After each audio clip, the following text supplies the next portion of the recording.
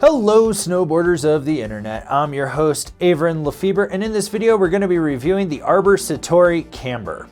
This board features good old-fashioned traditional camber, but you do have the uprise fenders at the tip and the tail contact point that gives a 3D shaping, as well as the grip tech, edge tech right underfoot.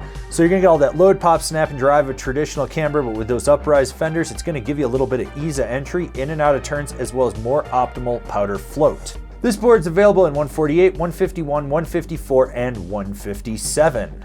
Rode this board at Copper Mountain on a day that was a mix of sun and clouds. You had 14 inches of fresh powder. You had lumpy groomers, chop, chunder, perfect corduroy, rocks, ice. Yes, there were rocks. A lot of rocks. Hit a lot of rocks with this board. Sorry, Arbor. Anyways, and I rode it with my Rome Black Label bindings and my K2 Thraxis boots. The overall flex of this board comes in just past middle of the road, but it is directional. So you have a slightly softer nose that progressively stiffens back up to the tail. The tail is going to be the stiffest section of the board. There is an abundance of torsional flex in this deck, which is good because with that added grip tech, it really helps with the ankle steering. Now, when it comes to stability, pretty much from the back foot through the tail is the most stable section of the board. Now the nose, when you get into really choppy terrain, you start to feel some of that vibrations coming back, and it goes right under your front foot. Your front foot is just going to take a hammering with this board, so be aware of that. And if you really hit things hard, you're probably going to get bucked. But from the middle back, a lot more stable, so try to really lean into anything if you're going to hit rocks under the snow. With this board having traditional camber, you do have to load it up to get some pop. Now, it isn't the most aggressive camber out there, which is nice because then you don't have to aggressively load it up to get pop. You can be a little more laid back, roll back on the tail, and get some spring.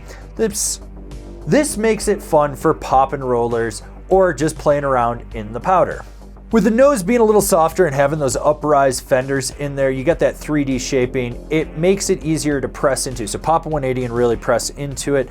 And then be aware that just because of the grip tech and then right where it kind of meets where the front contact point would be, it gets a little hooky, so it'll want to revert around. With the tail, it's a little stiffer. It takes a little more work than you would think to get it to lock in, but it's still relatively easy in the grand scheme of things. So if you know how to butter on camber, not going to have a problem with this board. This board grips right underfoot, and that's where you do a lot of your steering. That grip tech really helps you with it, and with the torsional flex of this board, you can twist it and kind of play around. It's like riding a skateboard with loose trucks, if you will.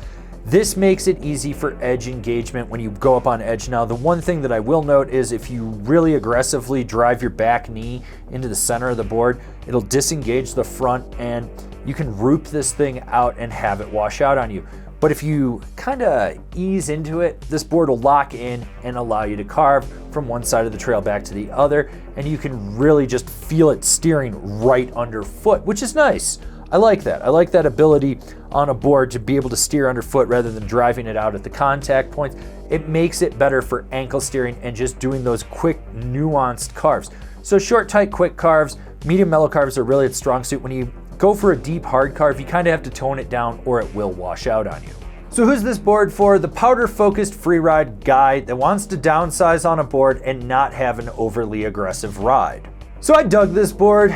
It was solid. I hit a lot of rocks with it, and the base actually held up, which was nice. The uprise fenders do a great job of displacing powder, and you steer it more underfoot, which is one of my personal favorite things. The camber isn't overly aggressive with it, but it does provide nice snap. For what it is, this is a very solid option.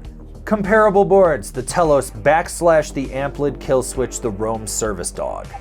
Binding recommendations: the Arbor Cypress, the Rome Vice, the Union Strata. This has been my review of the Arbor Satori Camber. Do you agree? Do you disagree? Do you own one? Are you going to buy one? Leave me a comment down below. Let's have a conversation about this snowboard. If you're new here, remember to subscribe, click the bell, get those notifications. That way you're not missing any of the videos we got coming out for all you snowboarders of the internet. And if you really like what we're doing over here and you want to support us further, swing on over to Angry Snowboarder VIP and become a member. Sure, I could tell you more here, but I got a video over there that explains it so much better. As always, I've been your host, Avran LeFeber, and I'll see you in another video.